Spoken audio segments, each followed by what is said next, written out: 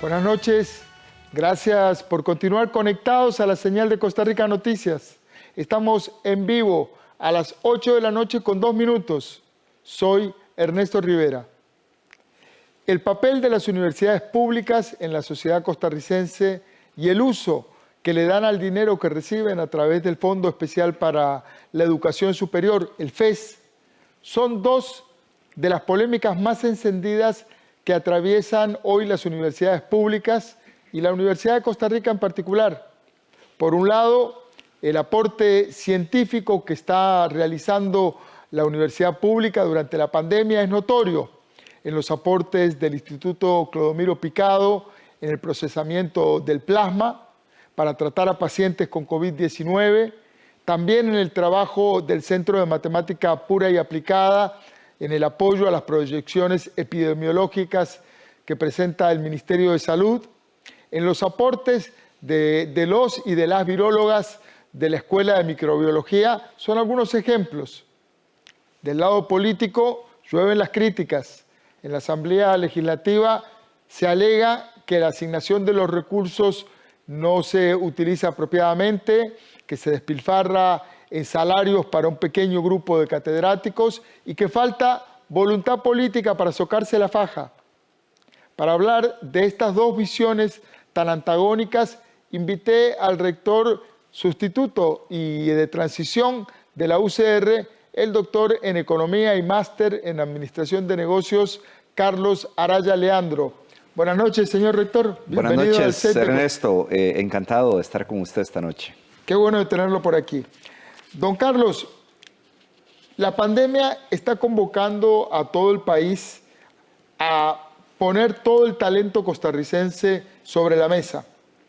Recién mencionaba algunas áreas, pero ¿cómo están aportando las universidades públicas y la UCR en esta crisis sanitaria? El principal aporte que hacemos las universidades a la crisis sanitaria es poner a disposición del gobierno de la República la capacidad institucional.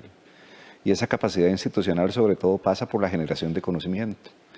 En el caso de la Universidad de Costa Rica, más de 42 proyectos tenemos en este momento en las más diferentes áreas del saber, trabajando a disposición de las autoridades de salud y del Poder Ejecutivo en general, de manera tal que el aporte que hace la Universidad de Costa Rica es fundamental en temas tan variados como, por ejemplo, los proyectos que se desarrollan desde el Instituto Clodomiro Picado, que ya usted señalaba, desde la Facultad de Ciencias Económicas, desde la Facultad de Microbiología, desde la Escuela de Medicina. Es decir, en todas las áreas del conocimiento estamos generando proyectos que buscan coadyuvar a la atención de la emergencia sanitaria.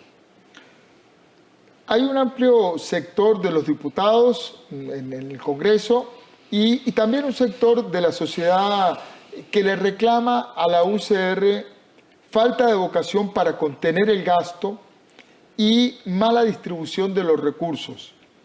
¿Cuál es su respuesta a las críticas que hacen los congresistas? Recientemente, una comisión legislativa especial que investigó el financiamiento del Fondo Especial para la Educación Superior emitió 2 dictámenes, un dictamen de mayoría y un dictamen de minoría.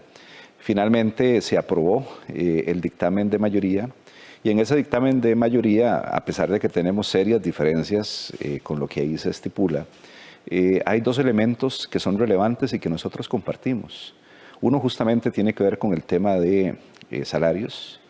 Evidentemente estamos clarísimos de que tenemos las universidades públicas y la Universidad de Costa Rica en particular de tomar decisiones para contener el crecimiento en lo que denominamos la masa salarial.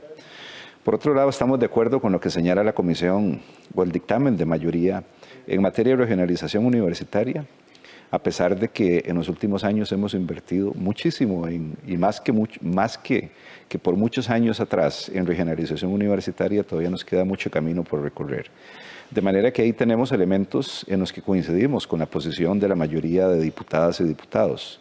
Y en materia salarial hemos venido dando pasos importantes y en estos días estamos dando pasos importantes. Hemos anunciado para los próximos días 3 medidas, una de ellas ya se concretó, y es que los recursos que estaban presupuestados este año para el reconocimiento salarial por costo de vida se trasladan a fortalecer el sistema de becas. Eso salió en una resolución la semana anterior. Pero hay un par de medidas más que hemos anunciado.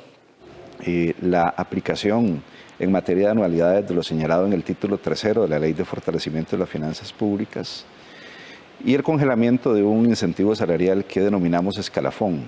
Bueno, esos son elementos que considero van en la línea de efectivamente tratar de contener el crecimiento en salarios. ¿Y por qué contener el crecimiento en salarios? Bueno, porque definitivamente el crecimiento en lo que denominamos masa salarial tiene que ir acorde con el crecimiento de los ingresos proyectados de la institución. Si los salarios crecen por encima del crecimiento de los ingresos, evidentemente vamos a tener un desbalance financiero. Y sin duda alguna, tenemos que tomar las medidas antes de que llegue ese desbalance financiero. De la mano con esto es evidente que tenemos que trabajar también en la estructura salarial. Y es un tema del que podríamos conversar cuando usted guste más adelante. Ahí, doctor, hay un tema que digo, más allá de la opinión de los diputados, que tiene una carga política y tal, hay un tema de inequidad salarial muy marcada en la Universidad de Costa Rica. El promedio salarial, corríjame si estoy mal, ronda el 1.4 millones de colones, el promedio de la masa salarial. Pero hay muchísimos profesores en condición de interinazgo, con contratos de un cuarto o de medio tiempo, que además no trabajan los 12 meses del año, sino 9 o 6 meses del año. Su contrato está acotado a eso, lo cual, si uno lo divide en 12 meses, resulta en salarios muy bajos, en contraste con personas que están dentro del régimen ya académico, catedráticos, que tienen salarios mucho mayores. ¿Por qué esta situación, esta inequidad salarial no se logró resolver en tantos años? Es un problema de estructura salarial, ¿verdad? Y ese problema de estructura, como usted bien lo señala, tiene dos características fundamentales. Por un lado, tiene salarios de contratación bajos, lo cual hace que sea poco competitivo y poco atractivo, sobre todo atraer profesionales bien formados y de mucha capacidad a la Universidad de Costa Rica. Y la segunda característica es que a pesar de que los salarios de contratación son bajos, los incentivos salariales son altos, pero sobre todo en el transcurso de los años. Y aquellas personas que tienen muchos años de laborar para la universidad, pues llegan a alcanzar salarios que efectivamente son altos. Es un porcentaje muy bajo de las personas. Estamos hablando que es alrededor de un 1,24% las personas que tienen salarios superiores a 5 millones de colones. Y sobre todo lo genera la cantidad de años de servicio. Tenemos muchas personas que tienen 50, 55 años de laborar para la Universidad de Costa Rica. Hay una profesora catedrática que gana como 9 millones de colones, que es una señora muy mayor, entiendo, y que no se ha pensionado, y bueno, sus razones tendrá, a lo mejor está muy vital y en mucha capacidad, pero hay un salario de 9 millones y muchos salarios mucho menores. Hay una inequidad efectivamente en el sistema. Y a pesar de que sea un grupo muy pequeño, yo con decir que es un 1,24% no quiero tapar la realidad. Es una situación que tiene que corregirse, pero ¿cómo se corrige eso? Se corrige con una nueva estructura salarial, ¿verdad? Y desde ese punto de vista estamos trabajando con el Consejo Universitario para proyectar o proponer una nueva estructura salarial que venga a eliminar esos dos elementos. Por un lado, tener salarios de contratación más altos y hacer más atractivo el ingreso a laborar a la Universidad de Costa Rica, pero por otro lado también que esos salarios no crezcan a esos extremos. Y los salarios tienen que crecer, pero tienen que crecer sobre todo basados en el mérito académico. Bueno, justamente otra de las críticas es que no hay un sistema de evaluación. Los salarios, el empleado crece su salario, el empleado de la UCR crece su salario, haga méritos o no haga méritos. Vamos a ver, yo ahí no estoy tan de acuerdo porque realmente el sistema de evaluación del régimen académico propiamente... En el régimen académico, pero en los administrativos... En el personal administrativo estamos iniciando con un sistema de evaluación de evaluación del desempeño. Justo lo iniciamos el año anterior y ahora con este tema de la pandemia pues está un poco detenido. Estamos iniciando en ese, pero el sistema de evaluación del régimen académico, en eso es un sistema verdaderamente complejo y definitivamente puede ascender quien haga mérito académico. ¿Y qué es mérito académico? Bueno, estamos hablando de publicaciones en revistas científicas, de publicaciones de libros, de manejo de idiomas, de titulación académica. Es decir, ahí sí tenemos un sistema de valoración que es bastante efectivo. ¿Qué pasa? Porque entonces, si yo digo que el sistema es bastante efectivo, ¿por qué los salarios crecen a ese punto? Bueno, por un tema fundamentalmente de la anualidad. Y ahí entonces tenemos la proyección y tenemos la vista puesta en cómo regulamos el crecimiento de la anualidad. Una de las medidas que va a tomar esta Rectoría de Transición y que posiblemente a la vuelta de 2 semanas estará saliendo la resolución correspondiente, será justamente ajustar la anualidad a lo que señala el título tercero de la Ley 9635. Traduzcamos eso al español cotidiano. Bueno, eso es que en este momento la anualidad, recordemos que la anualidad era en la Universidad de Costa Rica era de un 5,5%, sí. En la negociación de la convención colectiva lo logramos bajar a un 3,75%, y lo que señala el título tercero de la Ley de Fortalecimiento de las Finanzas Públicas es que se paga un 1,94% para puestos profesionales o un 2,54% para puestos no profesionales. Es decir, que esa sería la nueva anualidad que pagaríamos. ¿Esto empezaría a regir cuándo? Empezaría a regir en un par de semanas cuando salga la resolución. Ok, es un cambio importante. Eso es un cambio importante, definitivamente. ¿Cómo proyectan ese cambio? ¿Cómo se proyecta? Si uno lo tira para adelante, ¿cuántos? Creo que deben ser cientos o de millones. ¿Cuántos cientos de millones? Para el año 2020 representaría alrededor de 2.500 millones de colones. Miles de millones, 2.500 millones. Pero recordemos que por ser el gasto salarial un gasto recurrente, pues eso se irá haciendo más grande conforme pasen los años, ¿verdad? La medida que tomamos la semana anterior de trasladar los recursos del incremento salarial al sistema de becas representa un traslado de 3.600 millones de colones para fortalecer el sistema de becas. Solo para el segundo semestre de este año, producto de la crisis sanitaria que genera además una crisis socioeconómica, claro, tuvimos un incremento en la solicitud de becas de un 24% respecto al año anterior. Subió un 24% la cantidad de gente que está pidiendo, estudiantes que están pidiendo ayuda para mantenerse en la U. Correcto, un 24%, es una cifra verdaderamente importante. Bueno, justamente esos 3.600 millones vienen a coadyuvar en el fortalecimiento del sistema de becas. Don Carlos, el Ministerio de Hacienda les solicitó un recorte de entre unos 35.000 y 38.000 millones de colones.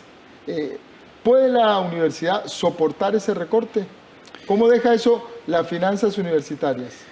Realmente el recorte que solicita el gobierno al FES, ajá, recordemos que el FES da financiamiento a la Universidad de Costa Rica, a la Universidad Nacional, al Instituto Tecnológico y a la Universidad Estatal a Distancia.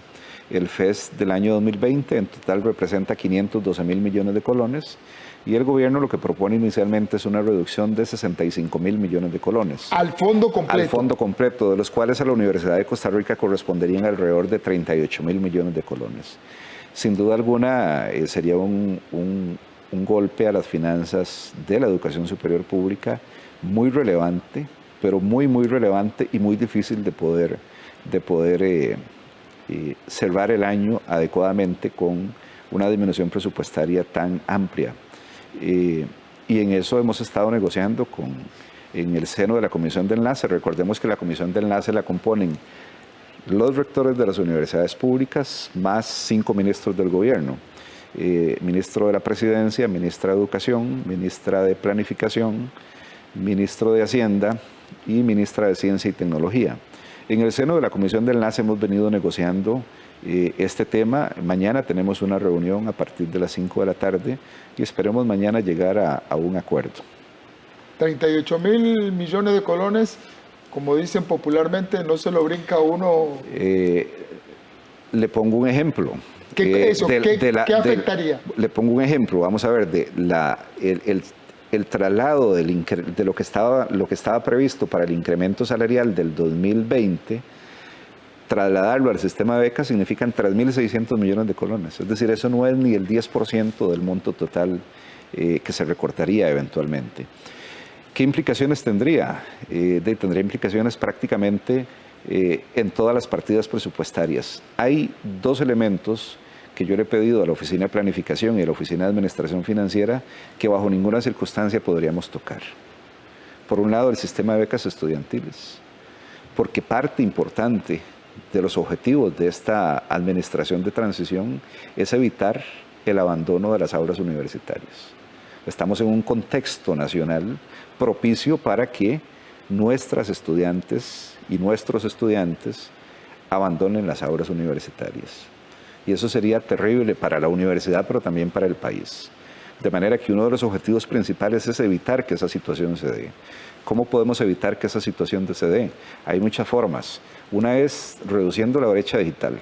Y para eso hemos dado en préstamo tabletas y chips de acceso a Internet, alrededor de 2.000 y resto de tabletas hemos repartido en las últimas semanas.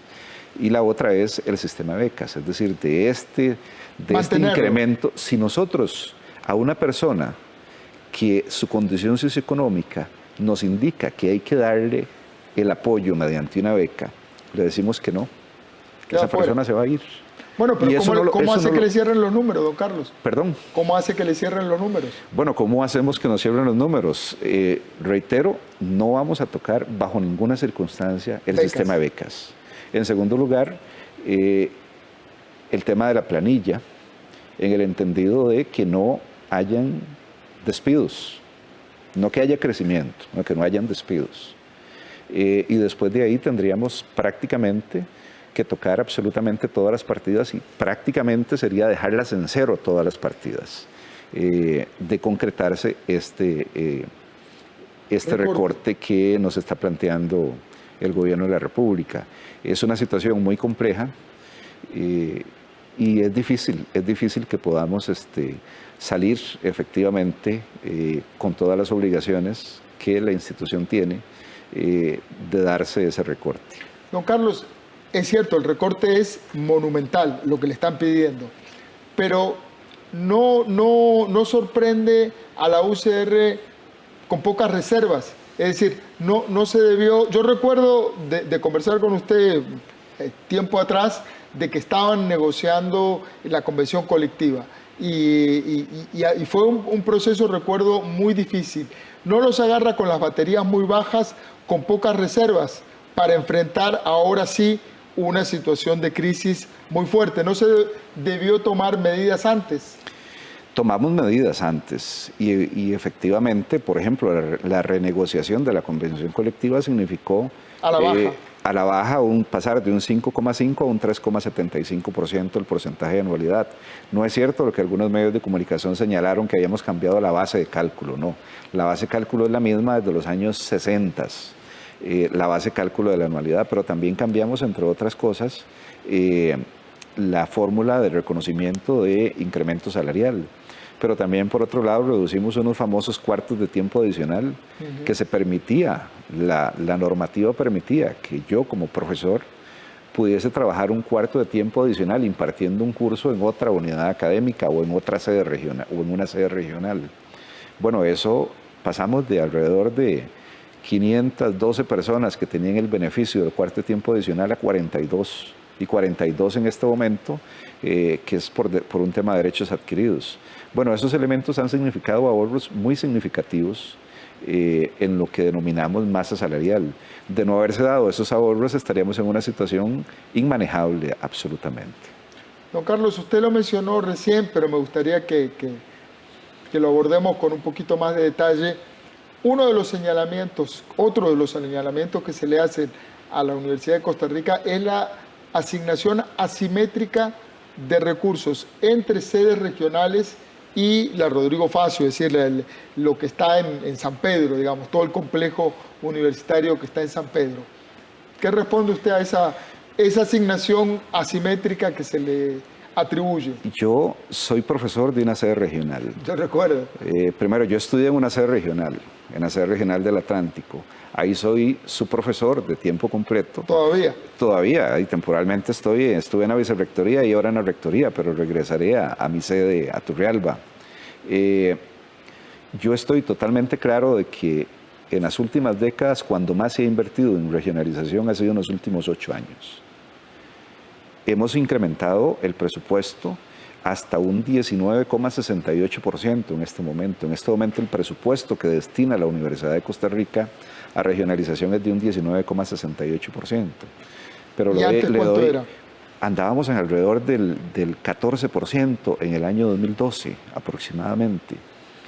Pero además de eso, le doy un dato. En los últimos 10 años, el número de estudiantes en sedes regionales se ha incrementado en un 55%, mientras que en sede Rodrigo Facio se incrementó un 20%, en sedes regionales incrementamos un 55%. Es decir, creció la UCR, la matrícula de la UCR, la cantidad de estudiantes que atiende la UCR creció un 55% en regionales y un 20%. Y un 20% en Rodrigo Facio. Ese es un dato impresionante. La cantidad de becas, tenemos el 80% de nuestros estudiantes en sedes regionales tiene beca. A pesar de que los estudiantes en sedes regionales representan alrededor del 24%, una cosa así, de la cantidad de estudiantes de la universidad, destinamos el 46% del presupuesto de becas a la atención de estudiantes de sedes regionales. Y la inversión en infraestructura y la inversión en equipamiento ha sido muy relevante. Eso se lo hemos manifestado a las señoras y señores diputados de la comisión que está analizando una propuesta de reforma constitucional del artículo 85, justamente para obligar a que las universidades destinemos el 30% del presupuesto a la regionalización universitaria.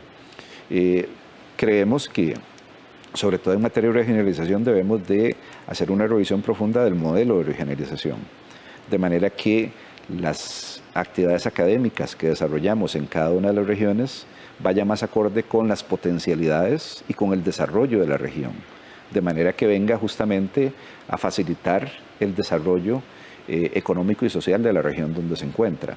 Pero creemos que por ahí debe ir la vía de crecimiento de las sedes regionales y mantener la tendencia que hemos tenido hasta el momento, que en el caso de la Universidad de Costa Rica ha sido verdaderamente creciente en los últimos 10 años. Don Carlos, un tema, si algo trajo la pandemia es disparó los niveles de incertidumbre a niveles astronómicos. ¿Qué va a pasar el próximo semestre? Muchos estudiantes están con enorme incertidumbre. ¿Qué va a pasar el próximo semestre? Ya hace alrededor de un mes habíamos emitido una resolución donde decíamos que la actividad de la Universidad de Costa Rica, la actividad académica, seguía siendo virtual el próximo semestre. Y en aquellos casos de cursos donde la virtualidad es imposible, que podíamos, bajo protocolos estrictos, poder tener algún nivel de presencialidad. Y eso lo hicimos a partir de conversaciones con las autoridades del Poder Ejecutivo. Cuando hablábamos de que íbamos a entrar a la fase 4 de atención de la pandemia el próximo lunes, 12 de julio. Sí. En ese escenario nosotros íbamos a tener alguna actividad presencial a partir de agosto. Ahora lo que nos dice hoy el señor presidente de la República y la señora ministra de Educación es que no va a haber clase presencial hasta el mes de septiembre, de manera tal que nosotros continuaremos exactamente igual a como hemos venido desarrollando el primer ciclo lectivo. Un primer ciclo lectivo donde la Universidad de Costa Rica, tanto su personal académico como sus estudiantes, tuvieron una capacidad de adaptación increíble, porque prácticamente paramos 2 semanas y en 2 semanas estábamos trabajando de manera virtual. De manera que continuaremos el próximo semestre de forma virtual la actividad académica. Dos rapiditas porque nos queda ya poco tiempo. Qué rápido se va el tiempo aquí. Es así. Posibilidad de ampliar enero y febrero. Todo sigue, supongamos, el peor de los escenarios. Nos vamos en este tipo de condición hasta octubre, noviembre. Hay posibilidad de meter, ha considerado de meter tiempos extraordinarios, no sé, en diciembre, en enero, en febrero. El tercer ciclo lectivo de la Universidad de Costa Rica, que es lo que llamamos el ciclo de verano, Sí, de verano. normalmente dura 8 semanas. Una de las opciones es aumentarlo a 10 semanas, justamente para poder recuperar algunos cursos de laboratorio que no se han podido impartir en este primer ciclo y que no se van a poder impartir en el segundo ciclo, poder tenerlos en el ciclo de verano o en el tercer ciclo lectivo del 2020, de manera que dispongamos de un poco más de tiempo.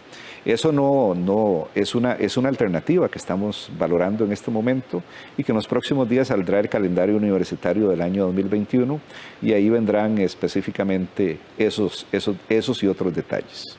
Don Carlos, cuando lo presenté como rector, el término exacto es sustituto y de transición, y eso es porque usted era vicerrector de administración durante toda la gestión anterior y ahora está como rector en un periodo breve, relativamente breve, de unos meses, que terminaría el 9 de septiembre, cuando habría elecciones para renovar autoridades. Esas elecciones están en firme. Vamos a ver, el tema de sustituto fue porque el anterior rector, el doctor Henning Jensen, sí, se retiró, adelantó su jubilación por 2 semanas y yo asumí entonces la rectoría sustituyendo al doctor Henning Jensen. Y de transición porque efectivamente la elección que estaba programada inicialmente para el 17 de abril no pudo realizarse producto de la pandemia.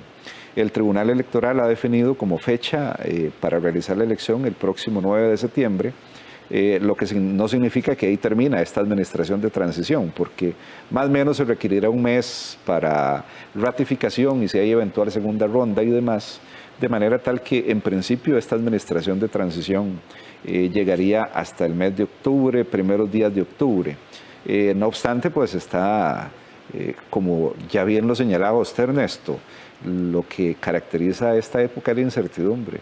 Y evidentemente vivimos una gran incertidumbre si en septiembre podrá realizarse o no podrá realizarse la elección, sobre todo tomando en cuenta que las proyecciones que nuestros colegas del Instituto del Centro de Investigaciones en Matemática y Pura y Aplicada han brindado en los últimos días, que indican que el mes de septiembre será un mes posiblemente de los que con la mayor cantidad de casos de infección por COVID-19. Todo un tema. Ojalá que se puedan realizar elecciones libres y transparentes. Yo creo que es también su deseo. Por el bien de la universidad, lo ideal es que las elecciones puedan realizarse lo antes posible. Don Carlos Araya, rector de la UCR, muchísimas gracias por venir al set de Costa Rica Noticias, por sus declaraciones, por el tiempo que nos dio. Encantado, Ernesto, y estamos para servirle en cualquier momento. Como siempre, un gusto poder conversar con usted y con los televidentes del Canal 3. Muchísimas gracias, don Carlos Araya. Lamentablemente tengo que informar que hay un nuevo deceso a causa del COVID-19. Se trata de un hombre de 79 años, costarricense, vecino de la provincia de Alajuela. El deceso ocurrió en el Hospital San Francisco de Asís, en Grecia, donde se encontraba internado desde el 5 de julio, en la fecha en que había sido diagnosticado con COVID-19. Lamentablemente, una rutina que se nos está haciendo cada vez más frecuente, una rutina luctuosa, lamentable, pero esperable en las condiciones en las que estamos transitando. Por eso es importante que usted se cuide, que cuide a su familia, que entre todos nos protejamos de esta pandemia. Le agradezco que nos haya permitido entrar a su casa. Y recuerde, trabajamos para usted. Somos la televisión pública de Costa Rica.